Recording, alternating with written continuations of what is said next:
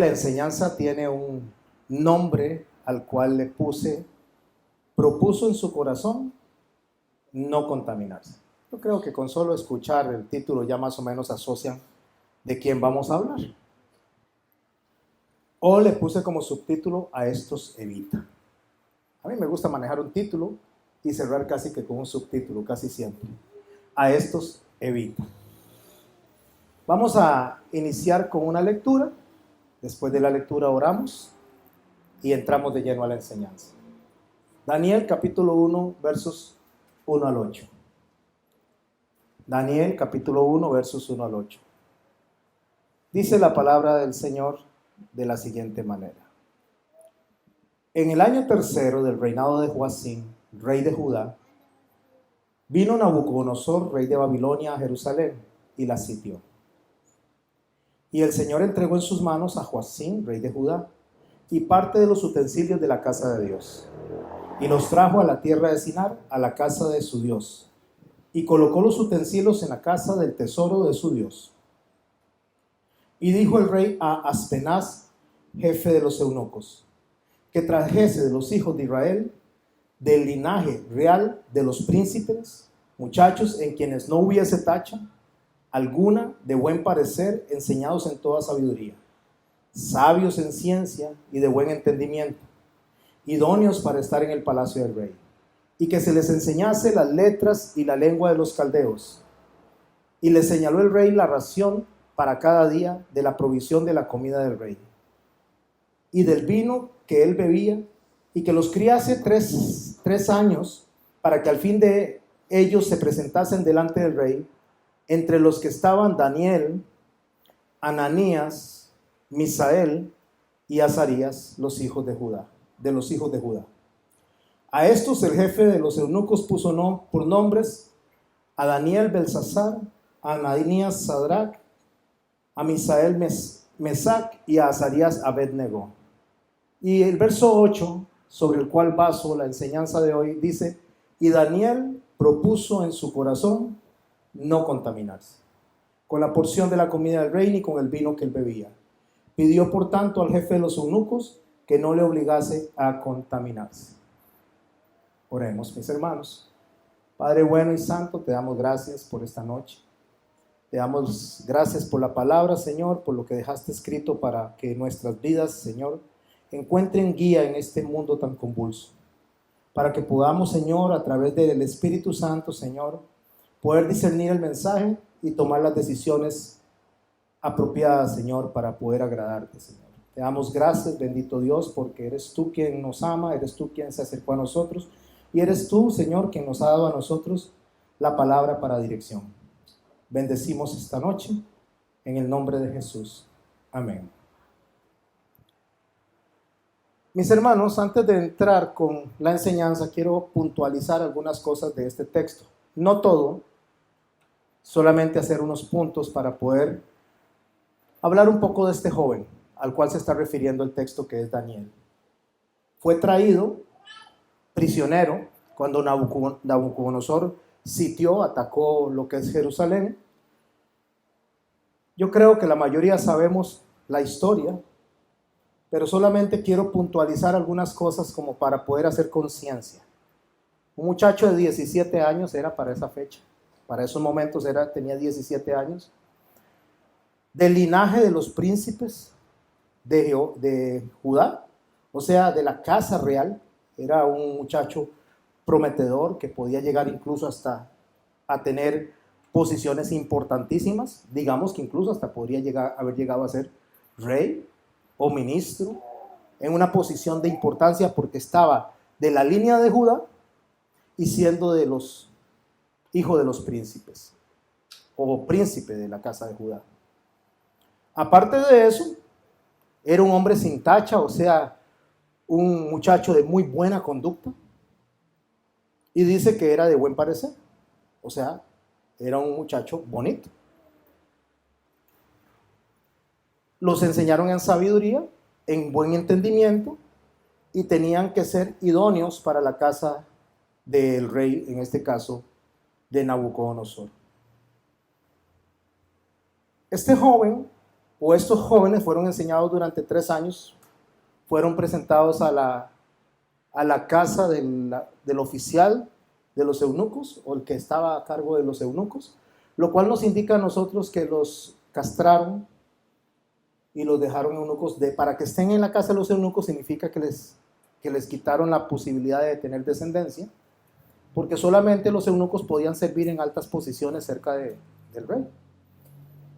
Entonces pensemos esto: un muchacho joven, bonito, inteligente, con un futuro prometedor, lo meten prisionero por 70 años, le dice que va a ir prisionero. Él sabe que por 70 años había una profecía en Jeremías, una profecía que de hecho el pueblo había rechazado, y Dios hace ver que cuando Dios dice algo se cumple. Por mucho que la gente no quiera aceptar lo que Dios determina, Dios va a terminar haciendo lo que Él quiere. Así nos rebelemos nosotros, así pataleemos, Dios va a terminar haciendo lo que Él quiere. ¿Cómo sería el corazón de nosotros si nosotros estuviésemos jovencitos y nos pasa todo eso? Al punto, mis hermanos y mis hermanas, que incluso ni niños va a poder tener, ni siquiera familia va a poder tener. ¿Cómo reaccionaría nuestro corazón? ¿Sería un corazón agradecido? ¿Sería un corazón que alaba? ¿Sería un corazón que adora? ¿Sería un corazón resentido? ¿Cómo sería nuestro corazón si nuestro corazón, por menos de eso, hasta por una insignificancia, reclama, murmura y se queja? Por menos, a veces por nada. Bueno, eso es con lo que iniciamos, porque a pesar de todo eso, a pesar de lo que le está pasando, de hecho hasta le dicen que tiene que comer, él rechaza la comida del rey y dice que por favor no le den de eso. Algunas personas dicen que es que Daniel era vegetariano. No, los judíos no son vegetarianos, los judíos les gustan los asados. Pero la carne que se le estaba presentando a él era carne ofrecida a dioses paganos. De hecho, más adelante con otros reyes, Daniel sí está comiendo carne. Descontextualizar el texto es decir que Daniel era vegetariano y entonces empezar a decir que la gente tiene que hacerse vegetariana. Eso no es así. Continuando con la historia, esto se dio más o menos unos 6 siglos antes de nuestro Señor Jesucristo. Y en el paralelo histórico, para que nos podamos ubicar mentalmente lo que pasaba alrededor del planeta, se estaba dando la construcción de la Acrópolis en Atenas para esas fechas, 6 siglos antes. La Acrópolis era un lugar donde los sabios se reunían, tomaban decisiones, los filósofos, especialmente los estoicos y los epicureos, donde ellos buscaban la felicidad a través de las ciencias, a través de la política, a través del humanismo. Estaba en ese tiempo, 6 siglos antes de nuestro Señor Jesucristo, estaba el florecimiento de la civilización maya en México. Estaba los escritos de Esopo, que escribía fábulas.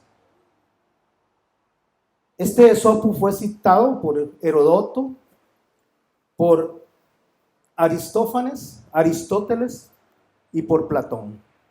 De hecho, Sócrates decía, en memoria de los apólogos de este hombre, un apólogo es la instrucción de la conducta ética, moral de cada individuo, decía, y hablaba que él recitaba hasta de manera literal lo que Esopo escribía. ¿Por qué menciono esto? Porque estamos hablando de un pensamiento a nivel mundial. ¿Cómo está evolucionando la idea en el mundo de lo que es la conducta de los ciudadanos de cada lugar? De hecho, era el tiempo del nacimiento de la moraleja, de la prosa, alegorías de la escritura, donde influenciaban los pensamientos de los humanos.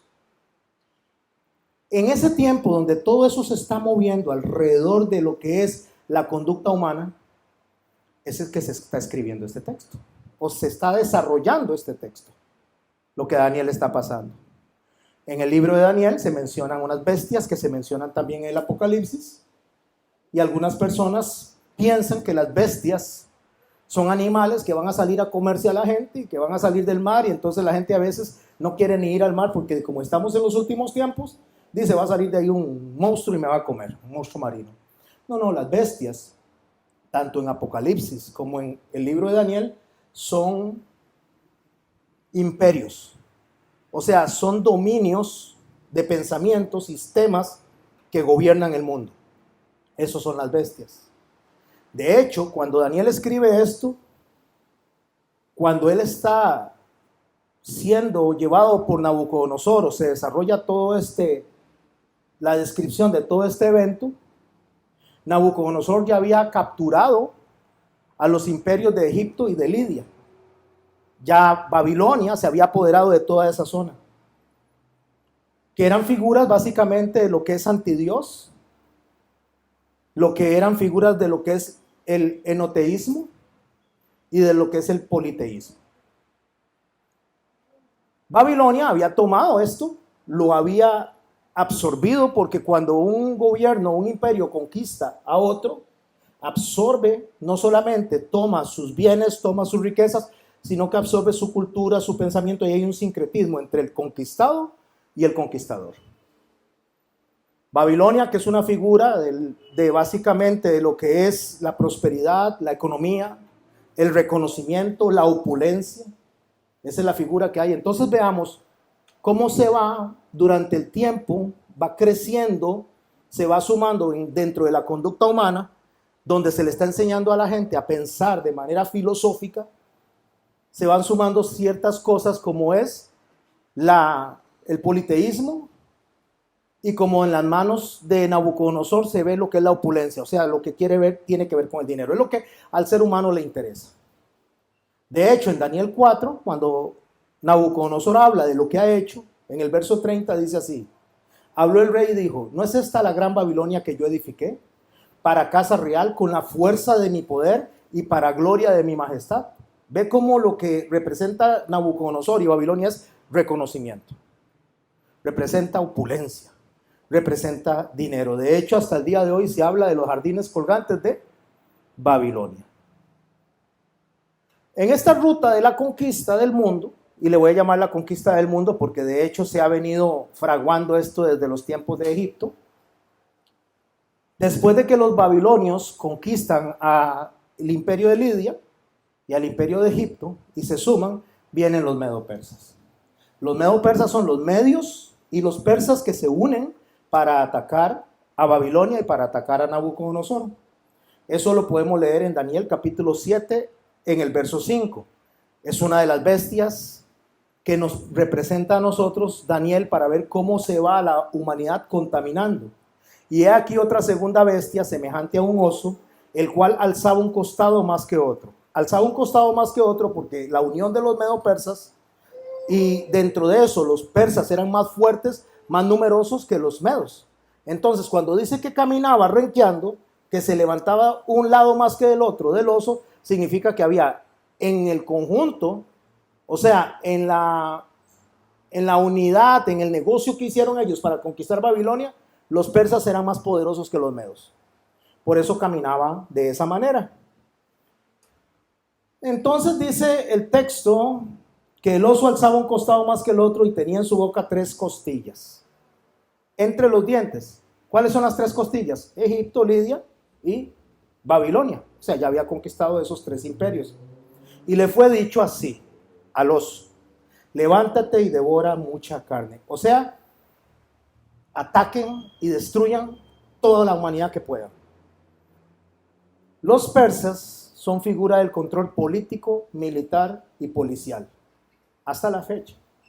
Entonces ya tenemos cómo el gobierno se va acomodando, cómo los imperios se van acomodando desde el ateísmo, desde el politeísmo, desde la conquista económica, desde lo que es la conquista militar. Todo eso se va sumando para crear un gobierno mundial. La tercera bestia, que es también una información que nos da a nosotros Apocalipsis, o Juan en Apocalipsis, en el verso 6 del capítulo 7 de Daniel dice así: después de esto miré y aquí otra semejante a un leopardo, con 4 alas de ave a sus espaldas. 4 alas era por la velocidad de desplazamiento, o sea, velocidad de conquista. Está hablando de Alejandro Magno, que en 10 años conquistó todo el mundo conocido para ese momento. ¿Qué representa Grecia? La cultura, la identidad sexual, el existencialismo. Es aquello que la gente dice, ¿quién soy? ¿De dónde voy? ¿Para dónde voy? Si nací rana o soy rana, o si soy árbol o si soy delfín. Eso lo representa justamente la cultura griega. Porque ellos tenían esas preguntas. Es de dónde viene la filosofía, quién soy, qué represento, si formamos parte de un todo, si somos del cosmos, del universo, si somos energía o no somos energía. Eso de existencialismo está representado en el imperio griego nacido por Alejandro Magno. Y tenía, dice, esta bestia 4 cabezas y le fue dado dominio. 4 cabezas porque una vez que Alejandro Magno muere, sus 4 generales son los que toman a cargo todo el imperio, se lo dividen. Casandro, Ptolomeo, Antígono y Seleuco, ellos conocidos como los diáconos o los sucesores, se hacen cargo de todo lo que era el imperio conocido. En esa ruta de la conquista vamos a encontrarnos con la bestia más poderosa de todas, que tiene que ver con la religiosidad y la religiosidad y la religión, perdón. Esta bestia poderosa es el sincretismo entre Estado y religión. Fue lo que sucedió en el siglo III cuando Constantino saca el edicto de la tolerancia, se une a los cristianos y Roma presenta sus dioses y los cristianos se incorporan a esa unidad, Estado y religión, que hasta la fecha está dominando el mundo. Eso se hace para el dominio de las masas como arma de control básicamente.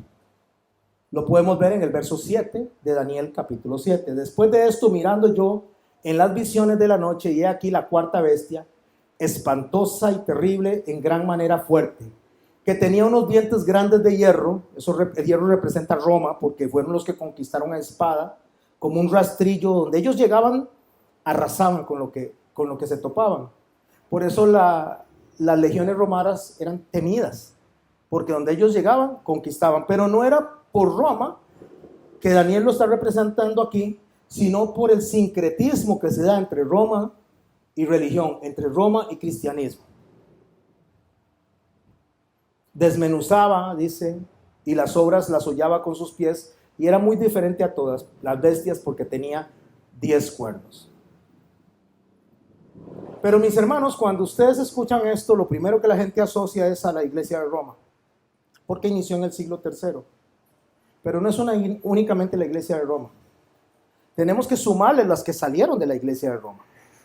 La iglesia de Roma inició en el siglo III, pero en el siglo XV se separó un grupo que se le llamaron los protestantes. Eso nace de la iglesia de Roma también. Y después se divide los protestantes y de los protestantes salen los evangélicos. También nace de la iglesia de Roma porque todo está conectado a esa raíz. De hecho, las iglesias evangélicas, las iglesias protestantes y los que nos decimos cristianos tenemos mucho de la iglesia de Roma, mucho. Usted nada más vea los altares, usted nada más vea las formas en que se hacen las liturgias, los cultos, todo es muy similar. En algún lado tienen un pontífice, pero en otro lado tienen apóstoles o pseudoapóstoles que gobiernan y viene siendo muy similar. O sea, la estructura se parece mucho y la adoración se parece mucho. Así que no nos concentremos en la iglesia de Roma como hace la mayoría del evangelismo o el protestantismo, que no es lo mismo. Protestantismos son personas que se separaron y mantienen una separación, pero dentro de lo que es el catolicismo universal hasta la fecha, y el evangélico se separa de ese catolicismo. Entonces tenemos los luteranos, tenemos los puritanos, tenemos una serie de gente que nace, o sea, de denominaciones que nacen. Al día de hoy son 46,000 denominaciones cristianas que salieron de esa primera unión del tercer siglo, las cuales Juan dice en Apocalipsis que un día muchas regresarán ahí, regresarán a donde nacieron, allá a la que le llama la ramera. Pero la ramera no necesariamente por ser una denominación, sino porque cualquier iglesia, pongo comillas en cuanto a iglesia, cualquier denominación, cualquiera persona que represente a Cristo y se enriquezca con Cristo y con el cuerpo de Cristo, que su iglesia es una ramera. ¿Por qué? Porque las rameras son las que venden su cuerpo por dinero. Entonces, cualquiera que negocia con el cuerpo de Cristo, con la iglesia de Cristo, se convierte en una ramera de los últimos tiempos. Así que tengamos mucho cuidado a la hora de puntualizar o a la hora de señalar a un grupo de personas únicamente. Podríamos nosotros estar cayendo en el mismo error si nosotros hacemos negocio con lo que es la obra de Cristo. Bueno, esta bestia se contempla, la cuarta, la que sale en el siglo III, se contempla como una de las más grandes conquistas mundiales en el pensamiento y la razón. De hecho, se mató mucha gente en persecuciones para sumar a la gente por la fuerza a esta bestia que arrasaba todo. Mientras eso pasaba en Roma, mientras eso está pasando en los tiempos que Daniel se está proyectando proféticamente, durante los tiempos que Daniel está siendo capturado, en Asia se levanta Confucio y establece un pensamiento, se llama el confucianismo. El confucianismo es un sistema de pensamiento, de aplicaciones de rituales y morales. A la misma vez se está levantando durante todo ese tiempo, o sea, durante la época que estamos hablando, Buda Gautama, quien enseñó principalmente en el noreste indio, en el subcontinente, durante 40 años, y enseñaba básicamente lo que es dejar el sufrimiento a través de la nirvana.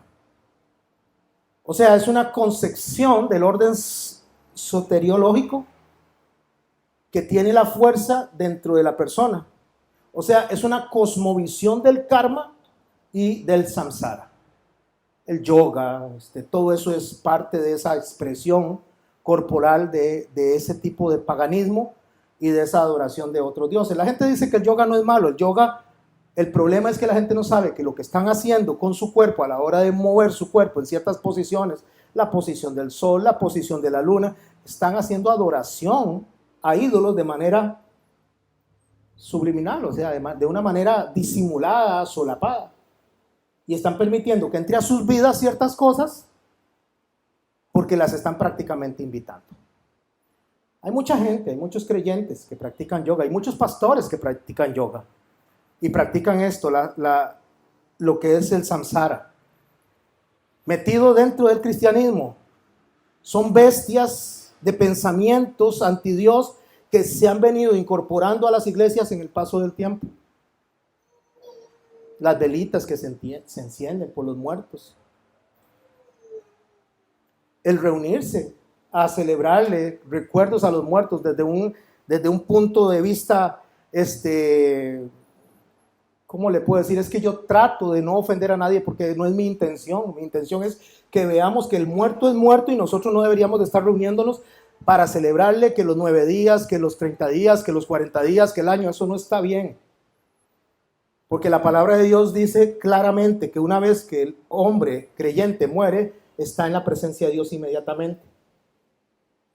El muerto no se convierte en una estrellita, ni se convierte en un ángel que nos cuida. No se convierte en alguien al cual yo le voy a orar y le voy a pedir. El muerto, el creyente que muere, que dice el Señor que hay fiesta en los cielos, que para Dios es algo bueno cuando un creyente muere, no debería de estar atado a nuestro pensamiento porque Él no está atado a nuestro pensamiento. Si nuestro familiar ha muerto en Cristo, yo le puedo decir que si se da cuenta o si pudiera vernos realmente que estamos haciendo celebraciones y poniendo velitas y todo eso, ¿sabe qué? ¿Qué estaría haciendo? Ese familiar nos estaría diciendo, ¿qué está haciendo usted? Usted no entiende que yo estoy bien, que estoy feliz, que estoy con Jesús. Pero eso nace de todo ese tipo de pensamientos soteriológicos. Esos pensamientos que se practican en Asia, que se han infiltrado dentro del pensamiento cristiano y a la fecha del evangélico también. Nosotros debemos de recordar a nuestros hermanos, hermanas, a nuestra familia que muere.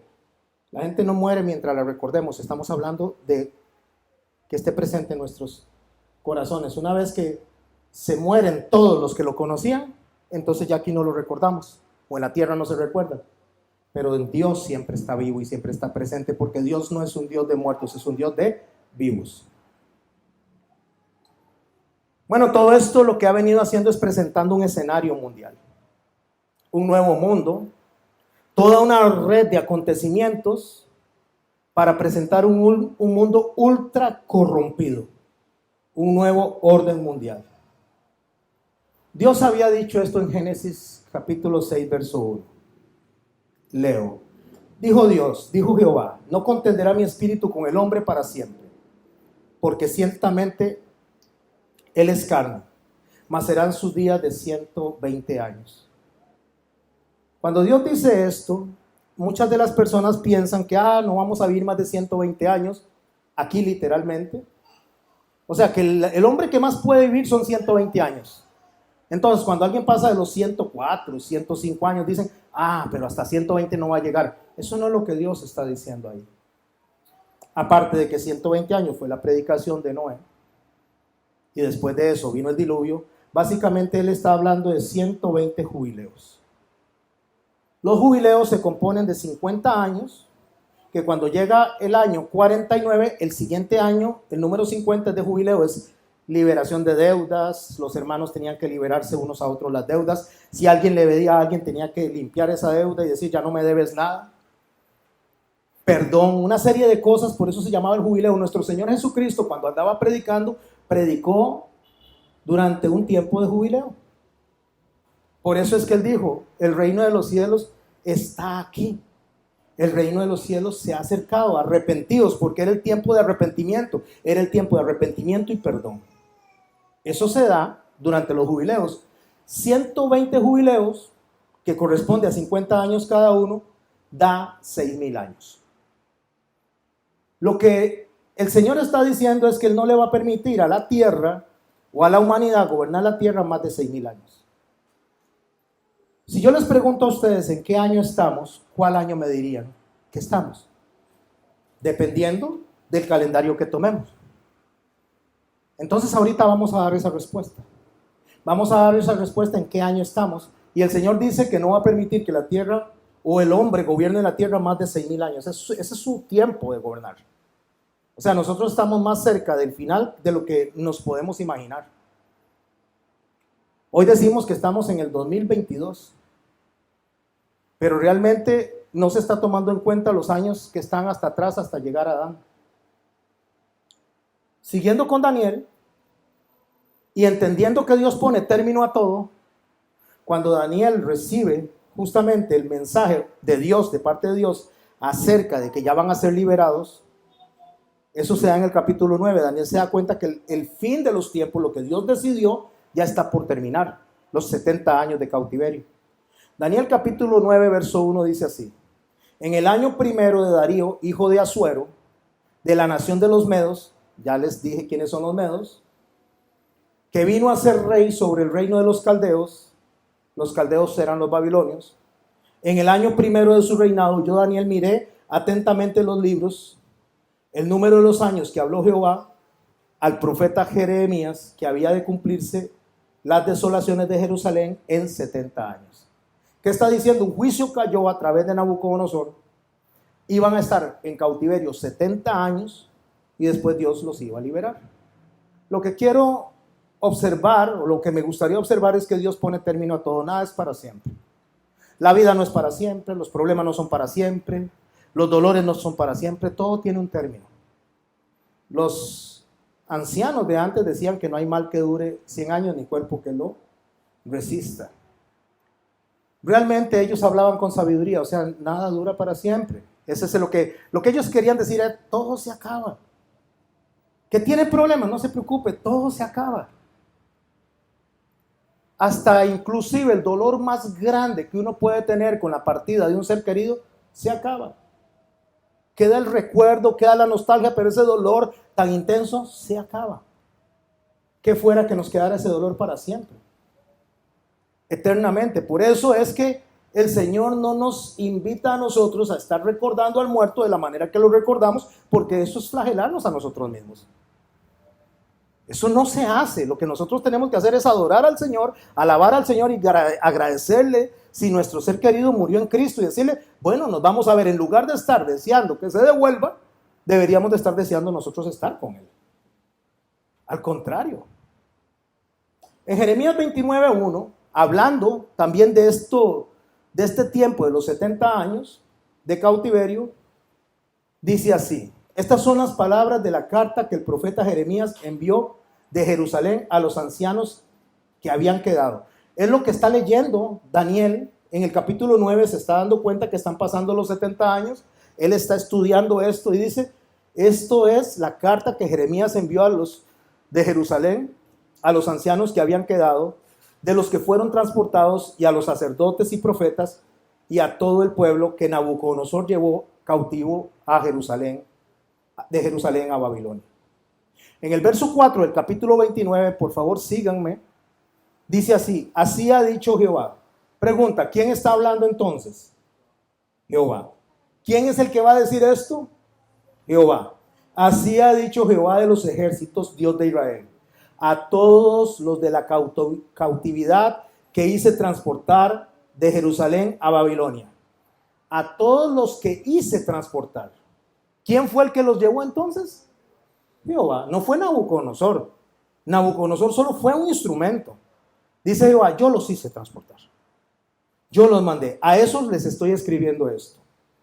¿Qué es lo que tienen que hacer si van capturados 70 años? Lloriquear, guerrear, proclamar, decretar, luchar contra los enemigos, tratar de liberarse. Vamos a preguntarle a Jehová qué es lo que les mandó a hacer.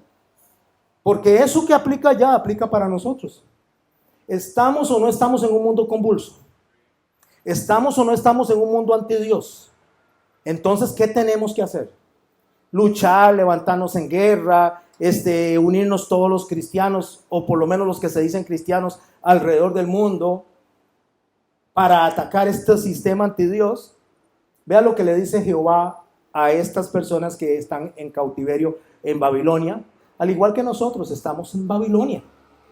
Es un tipo de Babilonia la que vivimos nosotros.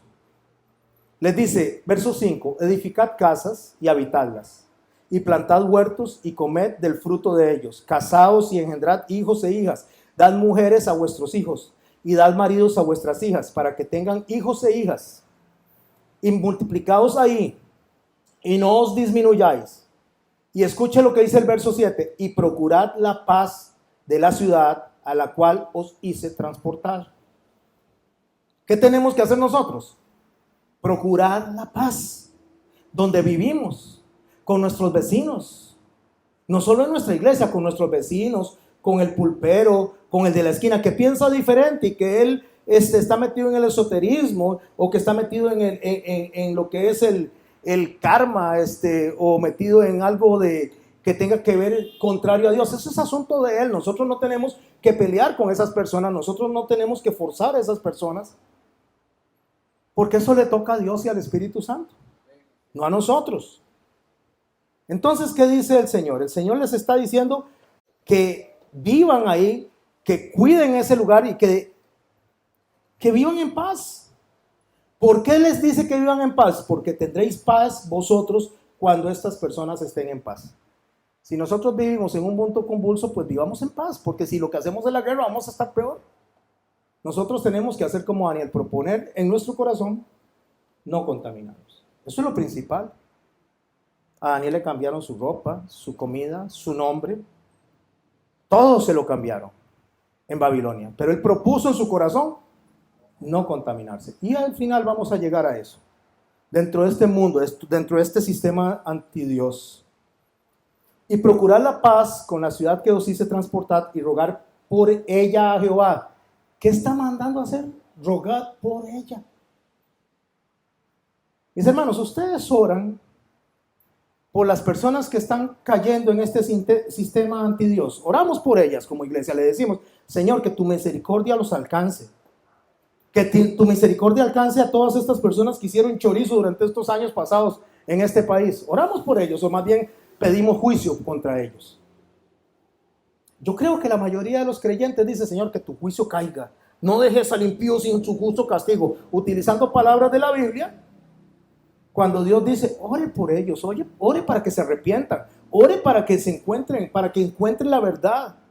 Eso es lo que debería de interesarnos a nosotros como iglesia, ser luz en medio de la oscuridad, no ser más oscuridad dentro de la oscuridad. Rueguen por ellos, porque en su paz tendréis vosotros paz. Porque así ha dicho Jehová de los ejércitos, Dios de Israel.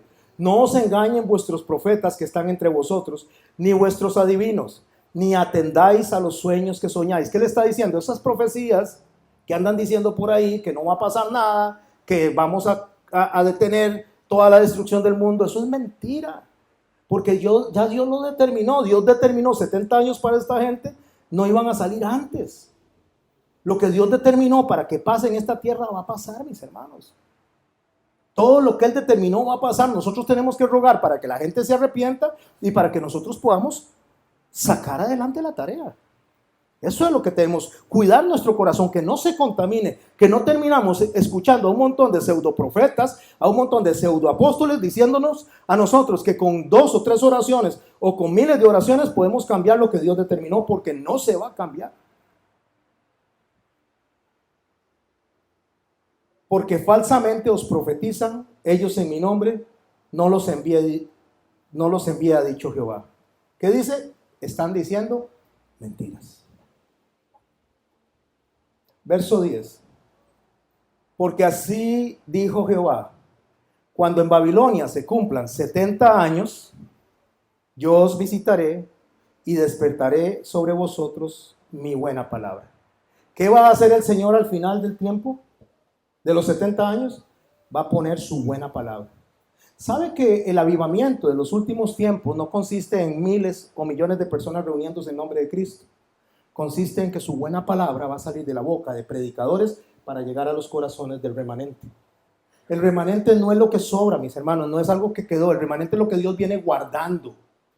Y va a levantar predicadores, pastores, líderes, guías con buena palabra. Ese es el avivamiento. El avivamiento es poder recibir un mensaje correcto, un mensaje de Dios, un mensaje que edifique, un mensaje que nos sostenga, un mensaje que nos ancle a la fe. No un mensaje esotérico, no un mensaje filosófico, no un mensaje que nos levante el ánimo y nos diga que nosotros somos como que si fuéramos el Superman del planeta y que vamos a salvar el planeta, porque nosotros no vamos a salvar ningún planeta. El planeta, al llegar a los 6,000 años o antes de cumplirse la fecha, el Señor va a venir, dice, desde el oriente hasta el occidente se va a abrir el cielo y Él va a venir montado sobre un caballo y en su lomo va a decir Rey de Reyes y Señor de Señores, y va a venir a tomar lo que es de Él. Y eso va a pasar. Nadie lo va a evitar. Eso va a suceder. ¿Usted sabía por qué el movimiento que hay ahora, de hecho se conoce como la economía circular, que es parte del programa 2030, que es parte de esa proyección que en los próximos 10 años, bueno, del 2020 al 2030, tiene que haber un gobierno mundial que dirija a la humanidad para que la humanidad no se siga autodestruyéndose? Inició con el reciclaje. ¿Sabían ustedes eso? El reciclaje es ideado por la economía circular. Hay unas flechitas que ustedes ven así. La economía circular nace en el pensamiento de unas personas que creen que si el mundo no es destruido por los hombres, Jesús no va a venir a destruir el mundo. Porque la palabra de Isaías dice que Él va a venir a destruir a los que están destruyendo el planeta. Entonces dice, no, aquí lo que hay que hacer es salvar el planeta. Salvamos el planeta y Jesús no viene. Aunque no haya más residuos, aunque se proteja el planeta, el Señor va a venir. Podemos tener todo limpiecito, reciclado y todo pulcro, y el Señor va a venir, porque no consiste en lo que el hombre hace, consiste en lo que Dios dijo que va a pasar. Y dice el Señor, despertaré mi buena palabra sobre vosotros para haceros volver a este lugar. Para haceros volver es para traerlos de Babilonia hacia acá. O sea, para que los corazones de las personas que se han desviado regresen al camino. Para que las personas de aquellos corazones que se han alejado por la mala palabra regresen justamente a los pies del Señor. Para que reconozcan la necesidad de la palabra de Dios en sus vidas. Y dice, porque yo sé los pensamientos que tengo acerca de vosotros, dice Jehová. Pensamientos de paz y no de mal, para daros el fin que esperáis. Eso es lo que está leyendo Daniel. Entonces Dios los manda 70 años en cautiverio, porque tiene pensamientos de bien y no de mal.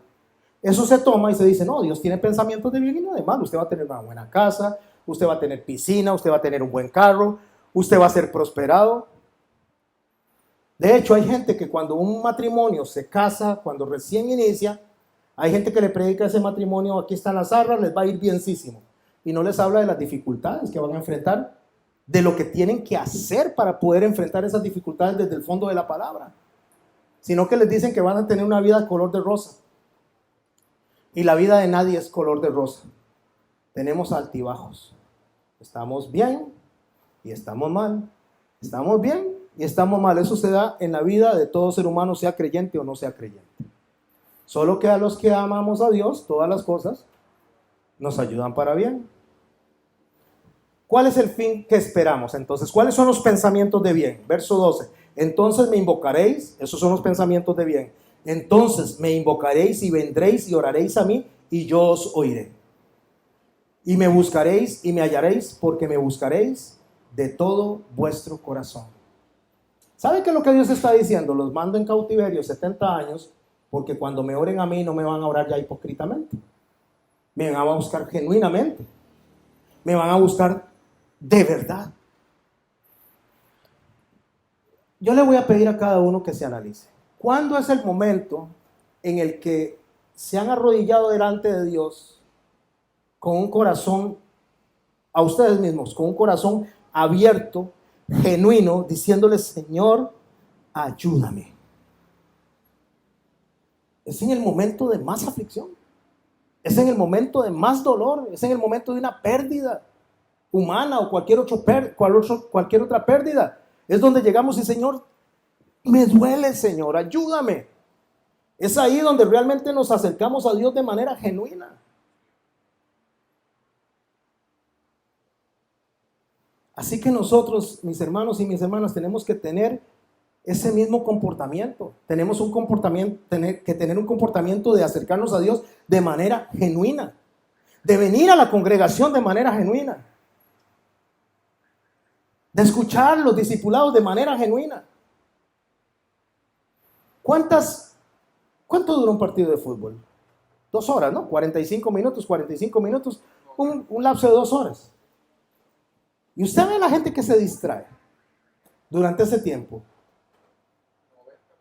90 minutos. ¿Sí?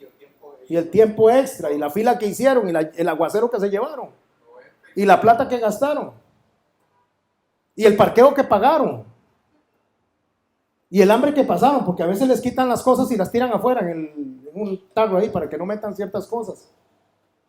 Pero ahí nadie chista. Ahí nadie se duerme. Ahí nadie le da pereza, ahí nadie reclama por parqueo, ahí nadie reclama por nada. Ahí están felices, pegando gritos. Oiga, y lloran. Lloran cuando meten un gol. Lloran de una forma que usted dice, se está muriendo este hombre. Está dando un ataque. Pero cuando son asuntos de Dios, ¿cómo? Es que, no, ay, qué caro, es que la gasolina, es que el parqueo. Uy, si los chiquillos me piden una galleta, también la galleta. No está ese entusiasmo, no está esa euforia para Cristo.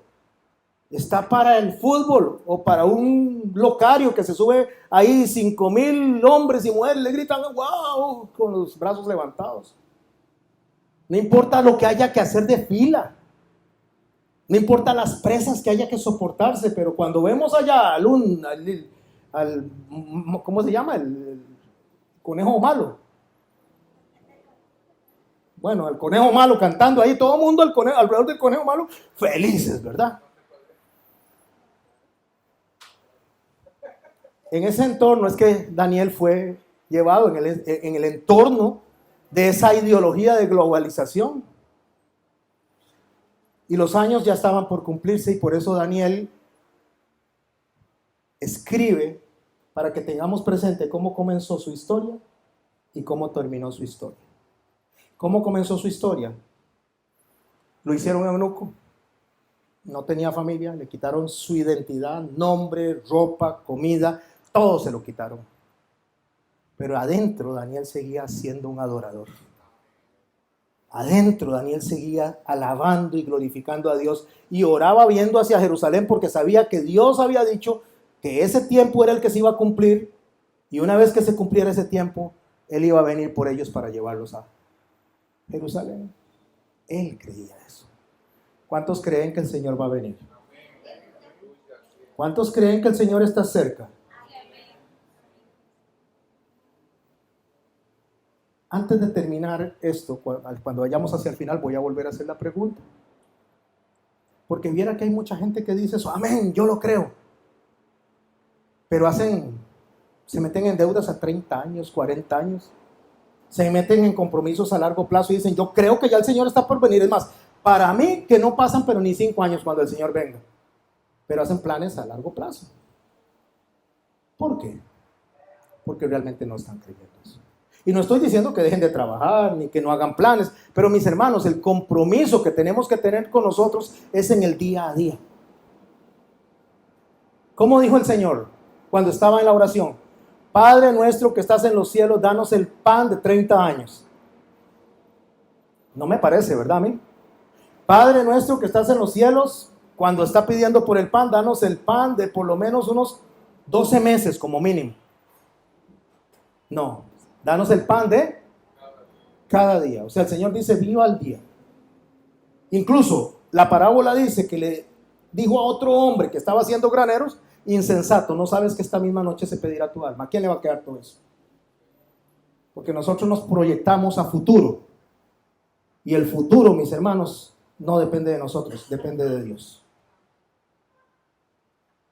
Bueno, todo tiene término.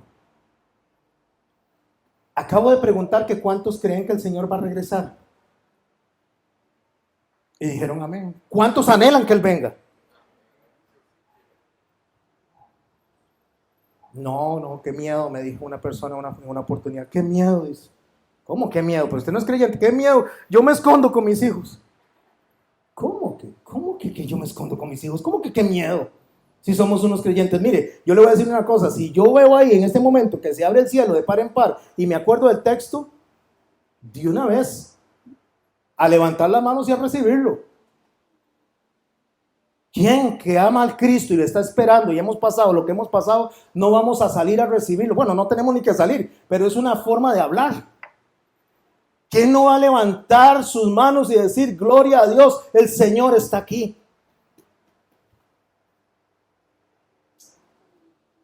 María, el Señor está aquí. ¿Y sabe qué hizo María? Salió corriendo a recibirlo. No se escondió. El Señor estaba ahí. El tiempo está por cumplirse. ¿En qué año estamos? ¿Quién me dice en qué año estamos? Depende del calendario. Calendario, ¿verdad? Ya estoy hablando como tres patines. Depende del calendario. Hay muchos calendarios. Está el calendario chino, el cual no nos interesa a nosotros. Está el calendario gregoriano, que es el que estamos contando ahorita, que decimos que estamos en el 2022. Y quiero decirle algo, mis hermanos, ni siquiera estamos en el 2022, porque está desfasado en 4 años. Pero digamos que estamos en el 2022. Imagínense que Jesús nació 5 años antes de Cristo, según los estudios. O sea, así de desfasado está. O sea, Jesús nació antes de nacer. Porque cuando se cuenta correctamente, el calendario gregoriano debería dar 5 años antes de Cristo, la fecha. O sea, no deberíamos de estar en el 2022, sino en qué año deberíamos de estar. 5 años antes. 1900. ¿Cómo es? Alguien que me ayude, alguien que sepa de números. 2017. Gracias, yo ni sabe mucho de números. Fue por allá que le dijeron. Pero eso no es importante, ¿ok? Solo una curiosidad. Y el calendario judío, ahí es donde entra. Es que hay que seguir y hay que agarrarnos del calendario judío. ¿Cuál? De los calendarios judíos. Está el de Gilel II, que se estableció en el mismo Sanedrín cuando su padre, Gilel, fue uno de los sacerdotes del Sanedrín, antes de nuestro Señor Jesucristo. Ese cuenta los días y las fechas según el nacimiento de Adán. Pero resulta que para ese calendario estamos en el 5782. Y en septiembre pasamos al 5783. Ese es el calendario de Gilel II. Pero Gilel II, o cuando Gilel hizo el calendario, no contempló 400 años del cautiverio, contempló solamente 200 años, 230 años. ¿Saben por qué? Porque en una parte dice la Biblia que iban a ir 400 años a prisión, o en cautiverio, o iban a estar en las tierras cananeas 400 años, y en otra parte de la Biblia dice que solo 230. Entonces tomó la parte de los 230 y le rebajó 200. Entonces para ellos estamos en el 5782, para los del Gilel II. Pero para los judíos ultra ortodoxos, ¿cómo cuesta decir eso? Ultra ortodoxos. ¿Sabe quiénes son los judíos ultra ortodoxos? Los que no se rigen por nada del sionismo, por nada de lo que Israel tiene. Ellos están esperando con otro calendario y están contando diferente. Ellos dicen que ellos no deberían de estar en esa tierra hasta que venga el Mesías. Esos son los que no le importa lo que el gobierno diga, aunque el gobierno los mantiene. Ellos se basan en otro calendario, fundamentado en el libro de Enoc y en el libro de los jubileos. Así se llama, libro de Enoc y libro de los jubileos. Un libro que menciona la Biblia, el de Enoc. Solo que no todo el libro lo vamos a tomar como inspirado por Dios, pero se mencionan ciertas partes, igual como se mencionan en la Biblia libros de pensamientos de hombres también en algunas oportunidades. Pero se mencionan no aprobando el libro, sino la frase en particular que se dijo en ese momento. Ese libro, que cuenta todo desde la era prediluviana, para ese libro estamos en el 5982. O sea, para ese calendario ultra ortodoxo estamos en el 5982, o sea, a 18 años de la trompeta final. Es lo que ellos están, es que lo que ellos llevan. Si nos vamos al calendario gregoriano, estamos lejísimos. ¡Ay! Faltan 250 años todavía, no hay problema, tenemos mucho todavía que hacer. Si nos vamos al calendario de Gilel, entonces también nos quedamos tranquilos. Pero si nos vamos al calendario, mis hermanos y mis hermanas, nos vamos al calendario de los ultraortodoxos, según ellos, dentro de 18 años se cumplen los 6000 años. Y hay una agenda establecida para que en el 2030, o sea, del 2020 al 2030, haya un gobierno mundial en esta tierra. No quiero poner fechas porque no se trata de eso, se trata de que tengamos todo el escenario completo y cada quien tomará lo que Dios quiera regalar. Después está el calendario judío caraíta. El calendario judío caraíta no se basa en la rotación de la tierra, sino que ellos lo miden en la cosecha de cebada. Ellos miden los años cada vez que la semilla de cebada brota.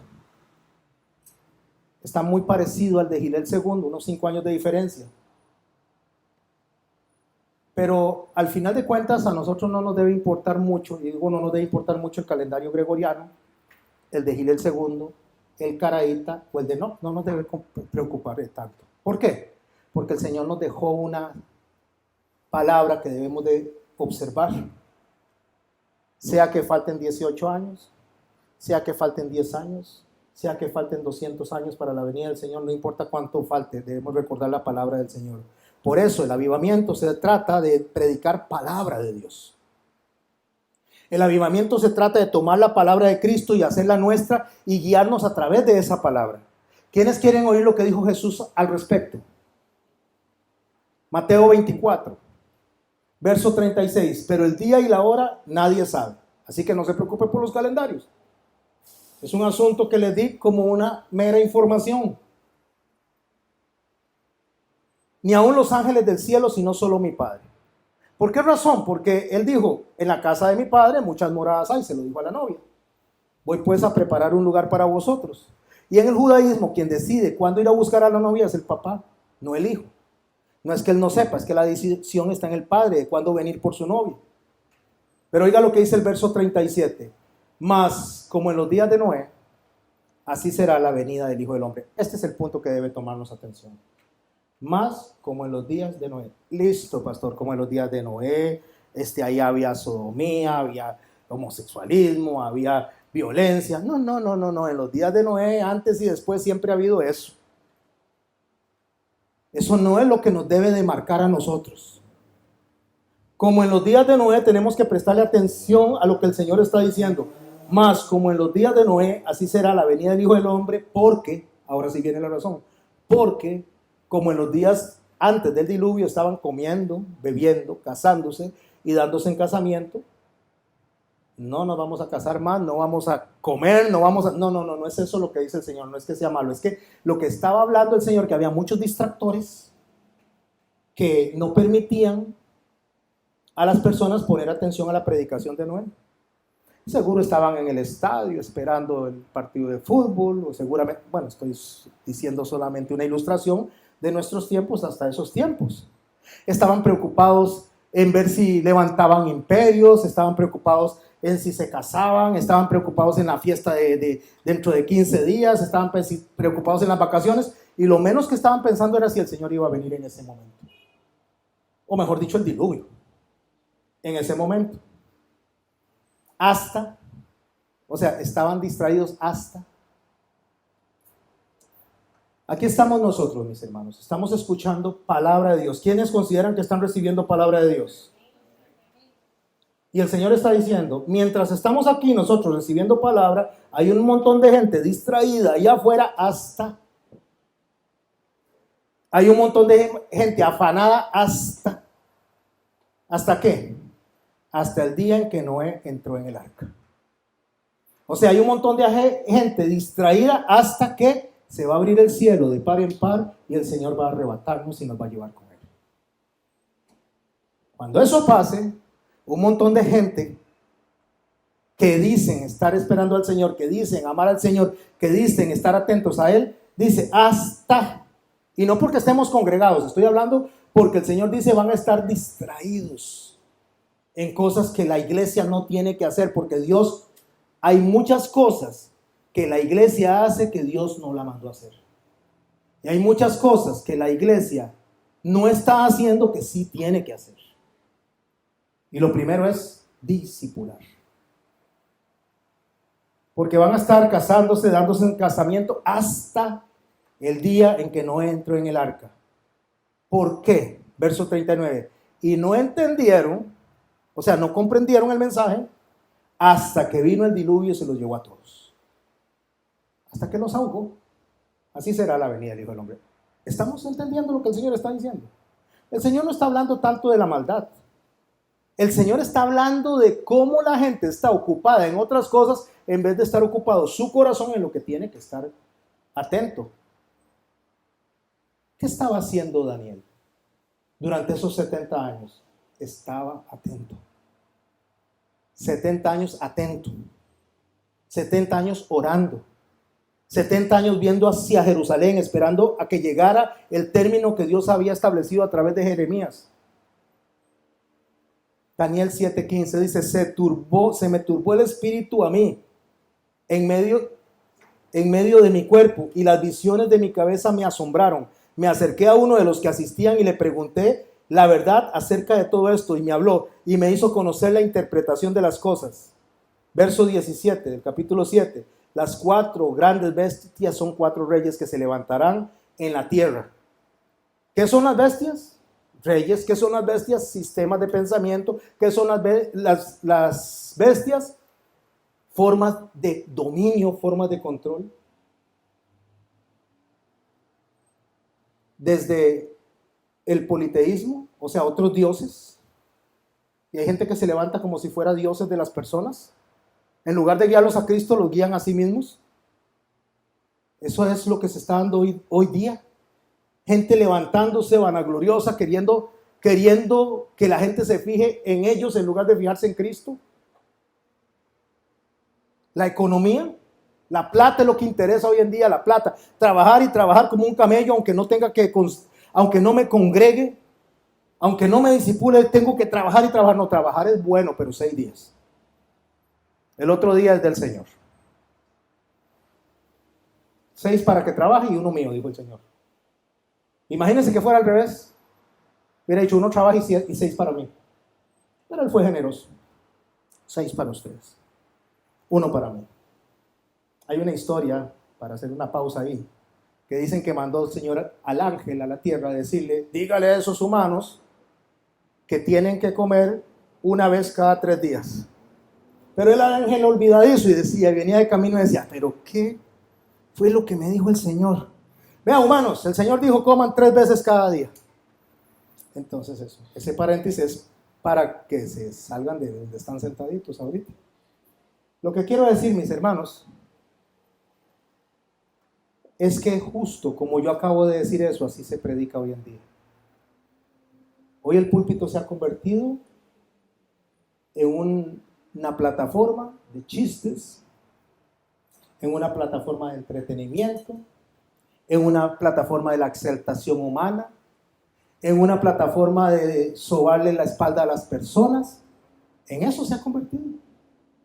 Entonces yo podría agarrar ese chiste y contar unos 20 más. Primero que es malísimo, porque no sé contar chistes. Mejor predico. Pero aparte de eso, que Dios no nos mandó a eso. ¿Me explico?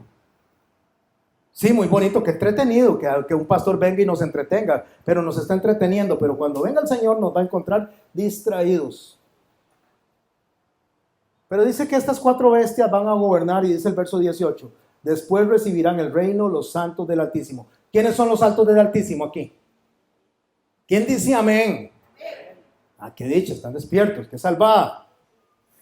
Después de estas 4 bestias, después del gobierno de estas 4 bestias, vendrá un reino, después que será recibido por los santos del Altísimo, y poseerán el reino hasta el siglo, eternamente y para siempre. Eso me lleva a Apocalipsis, porque me liga a lo que estamos estudiando.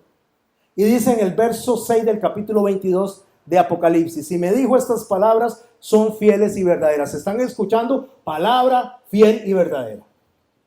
Y dijo, estas son palabras fieles y verdaderas. Y el Señor, el Dios de los espíritus de los profetas, ha enviado a su ángel para mostrar a sus siervos las cosas que deben de suceder pronto. He aquí dice, vengo pronto, bienaventurado el que guarda las palabras de la profecía de este libro. ¿A quién envió el Señor? A su ángel. Cuando está hablando de su ángel, en el contexto del Apocalipsis, está hablando del ángel que le está dando la revelación a Juan. Pero en el tiempo de hoy, los ángeles de Dios son los mensajeros de Dios que Dios puso a traer el mensaje. En este caso, me corresponde a mí repetir lo que el mensajero dijo. Y me convierto en la voz del mensajero. Porque la profecía está ahí y yo vengo y la presento. ¿Cuántos creen que el Señor está por venir? ¿Cuántos creen que el Señor está por venir? Y si creemos que el Señor está por venir, pues deberíamos de conducirnos como que Él está ya casi aquí. Así es como tenemos que conducirnos. Pero nosotros nos conducimos como que si el Señor nunca fuera a venir.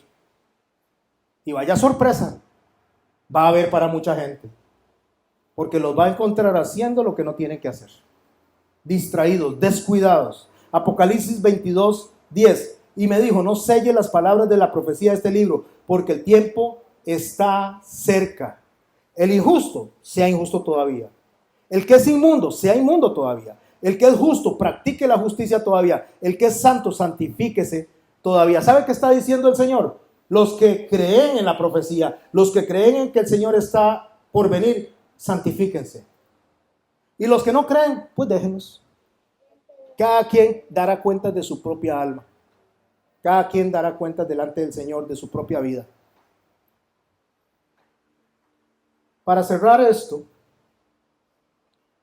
y poder entender cómo se ha metido este pensamiento mundial poco a poco desde los tiempos de Egipto.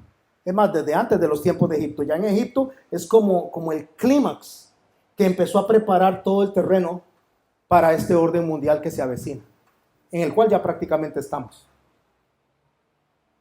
Pero para ver cómo funciona eso, para ver la estrategia, deseo leer un texto de Génesis 13 y antes de hablarles de la estrategia de la conquista. O sea, voy a leer en Génesis 13 a partir del verso 7, pero voy a hablarles de la estrategia de la conquista.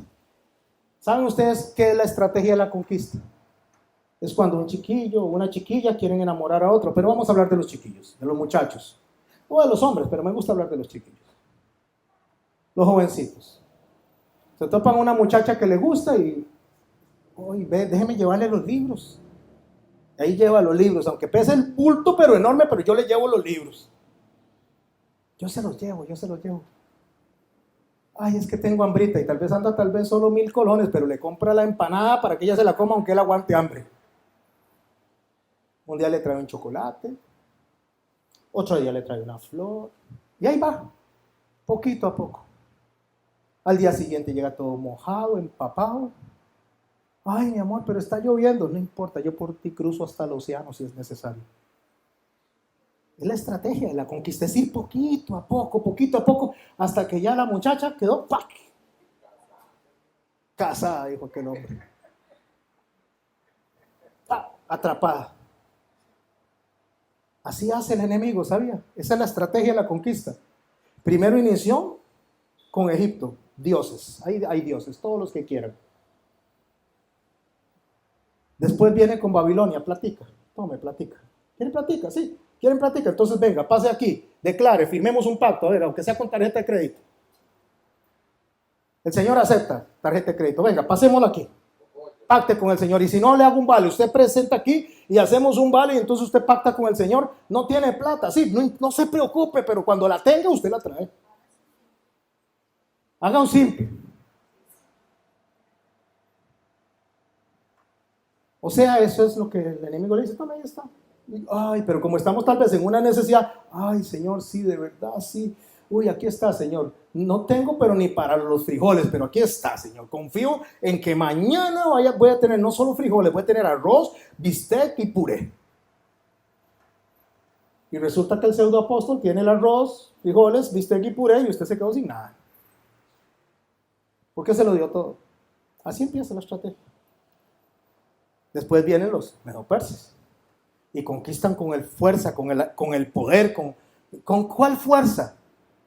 O sea, ¿con qué poder? Obligando a las personas a hacer las cosas a través de la fuerza. Es poquito, es creciente, hasta que llega a través de lo que es la cultura. ¿Qué hace la cultura? La cultura le roba el pensamiento. Le dice, ya usted está anulado, usted tiene que pensar como yo. Si usted no piensa como yo, bon voyage, que le vaya bien. ¿Me estoy explicando, mis hermanos? Y después viene la religión porque ya está anulada la fe de la persona. La fe de la persona quedó en las manos del enemigo. ¿Pero cómo se da eso? Poquito a poco. Génesis 13, verso 7. Hubo contienda entre los pastores del ganado de Abraham y los pastores del ganado de Lot. 8. Abraham dijo a Lot, no haya altercado entre nosotros dos, entre mis pastores y los tuyos, porque somos hermanos. ¿No está toda la tierra delante de ti? Yo te ruego que te apartes de mí. Si fueres a la mano izquierda, yo iré a la derecha. Y si tú vas a la derecha, yo iré a la izquierda. Estaba hablando Abraham con su sobrino. Verso 10. Y alzó los ojos Lot y vio. Toda la llanura del Jordán, toda era de riego, como el huerto de Jehová, como la tierra de Egipto, la tierra de Zoar. Antes de que destruyese Jehová a Sodoma y Gomorra. Ya le estaba diciendo que lo va a destruir, pero antes de que eso pase, eso era lindísimo. Entonces Lot escogió para sí, o sea, no le importó si a Abraham le iba bien o no le iba bien. Lot vio a lo largo y dice, esa es la tierra que me gusta. Escogió para sí toda la llanura del Jordán. Y se fue Lot hacia el oriente y se apartaron uno al otro. ¿Qué conquistó a Lot para coger hacia ese lado? Lo bonito que se veía todo. Las luces que se veían. Bueno, no había luces, pero las luces, los parlantes, la música, los conjuntos.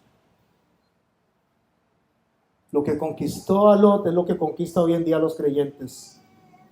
Todo lo que tenga que ver con la emoción, conmover las emociones, conmover los sentimientos.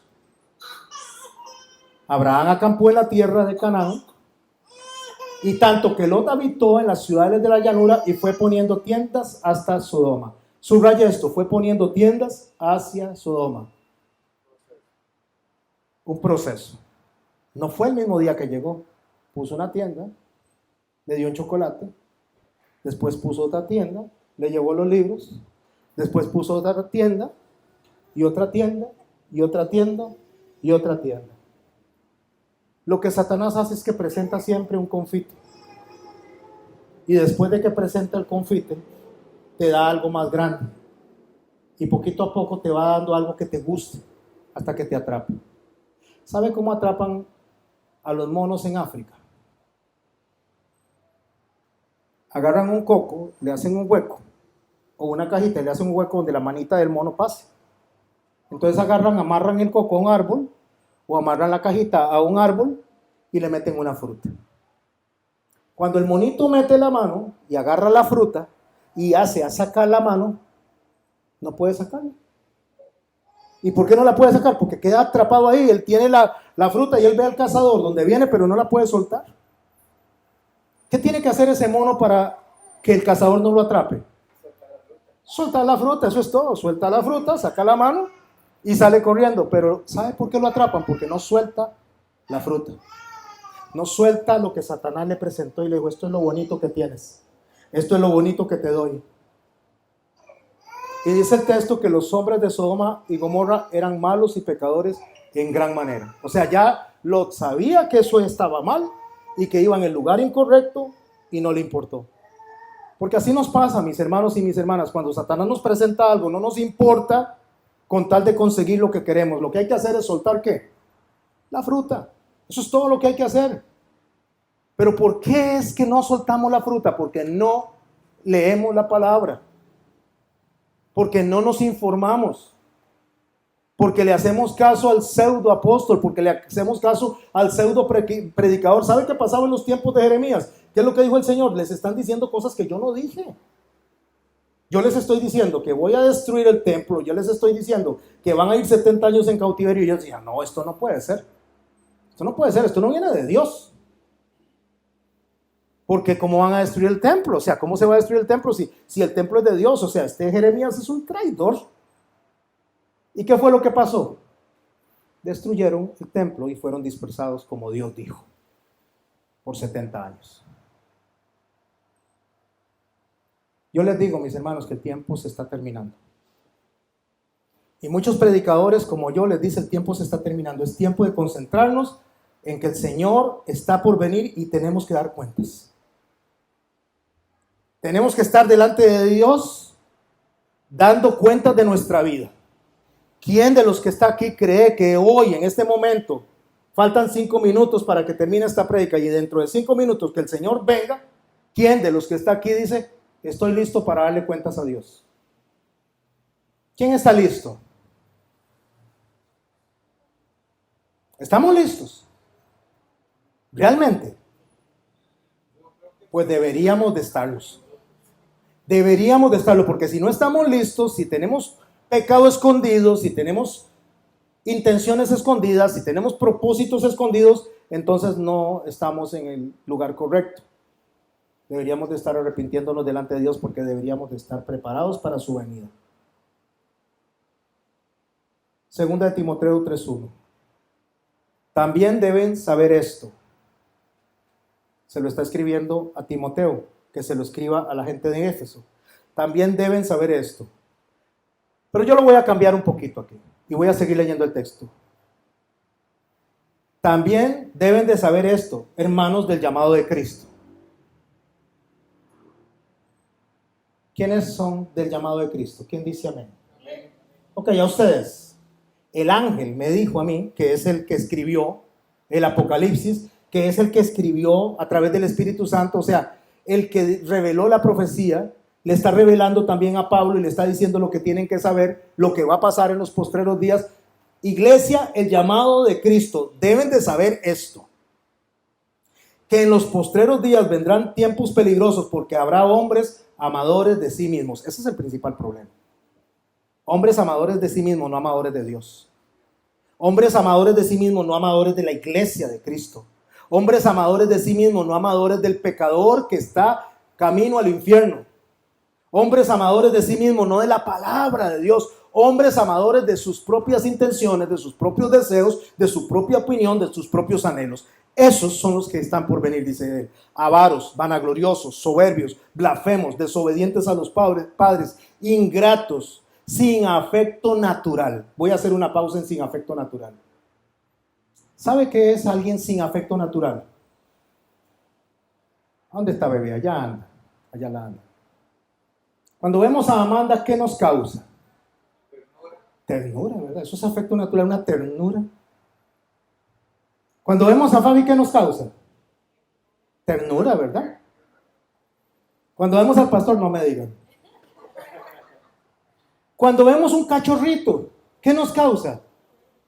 Ternura. Cuando una persona agarra un cachorrito y lo echa en una bolsa plástica y lo deja morir, eso es haber perdido el afecto natural. Es que el afecto natural es algo que sale de manera espontánea, ternura, amor. Y nosotros, para la iglesia de Cristo, debería de salir afecto natural. De manera natural deberíamos de amar a los hermanos. De manera natural deberíamos de buscarles el bien. De manera natural debería de preocuparnos de que estos hermanos reciban palabra de verdad. Que no sean engañados, que no les vengan mentiras a los oídos. De manera natural deberíamos de llorar por eso, anhelar eso, debería de salir de nuestro corazón. Pero cuando hombres amadores de sí mismos, vanagloriosos, no les importa lo que la iglesia le pase, lo que la iglesia sufra, esas personas son las que Pablo está diciendo, esos son tiempos peligrosos. Cuidado de esas personas. Traidores, impetuosos, infatuados, amadores de los deleites más que de Dios, que tendrán apariencia de piedad, pero negarán la eficacia de esta. A estos evita. A estos evita. Esto no le gusta a la gente, usted sabe. A la gente quiere oír que usted debe estar recibiendo garrote, y garrote, aunque estén las cosas contra Cristo, anticristo, con pensamientos de este mundo, pensamientos metidos dentro de la iglesia anti Dios, y que tenemos que soportar garrote. Eso no es cierto. Eso es mentira. El Señor dice, a estos evita.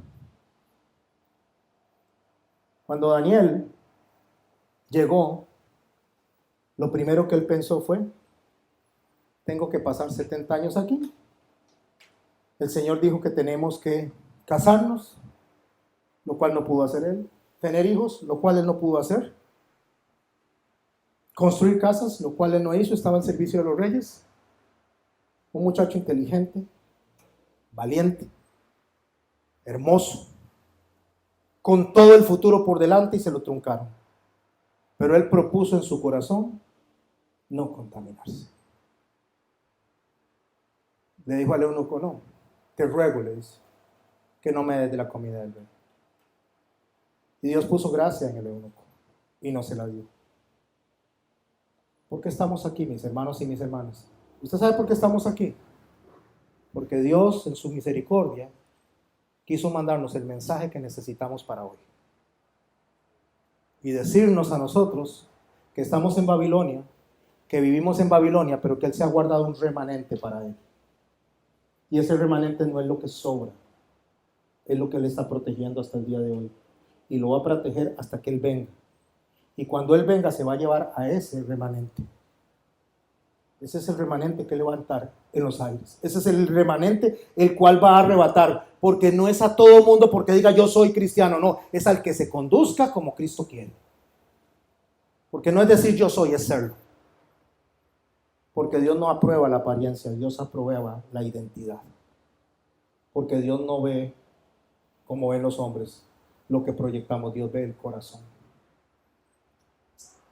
Mis hermanos y mis hermanas, ¿cuántos de los que estamos acá y de los que me oyen a través del canal dicen, me voy a proponer en mi corazón no contaminar? hasta que Cristo venga.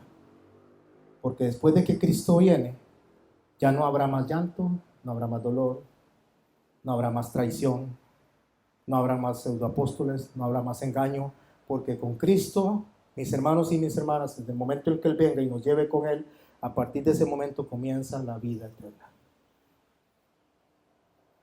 Porque a partir de ese momento ya no estamos sujetos a Babilonia, porque hasta a partir de ese momento Babilonia será quitada de nuestra vida. ¿Cuánto falta para eso? Según el calendario de Hillel, faltan 200 y un poco de años. Según el calendario de los ultraortodoxos, faltan 18 años. Pero no se ocupen de si son 18 o son 200 y algo. Ocúpense que el Señor puede venir esta misma noche.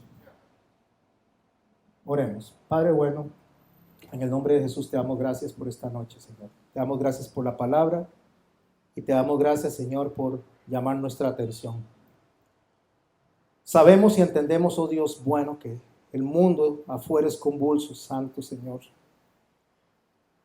A veces esto nos trae tantas inquietudes y tantas dudas, Señor, pero tú que eres bueno y santo vienes y nos traes paz a nuestros corazones.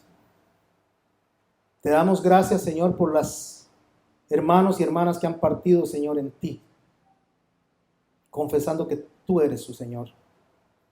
Y te rogamos que nosotros también podamos hacerlo, Señor, hasta el último día, confesar que tú eres nuestro Señor. Ayúdanos, danos fuerza, Señor, para acabar esta carrera. Y para alejarnos, Señor, de todas estas cosas que coquetean con nosotros, Señor, en el día a día. Ayúdanos a reconocer, Señor, las artimañas de Satanás y ayúdanos, Señor, a alejarnos, Señor, de eso que se nos presenta como bueno, como aparentemente bueno, Señor, pero que te deshonra. Ayúdanos a hacer, Señor, realmente lo que decimos ser. Y digo ayúdanos, Señor, porque Santiago dice que todo lo bueno viene de ti. Y solo tú, Señor, puedes sostenernos anclados a ti. En el nombre de Jesús te damos gracias y bendecimos esta noche. Amén, Señor.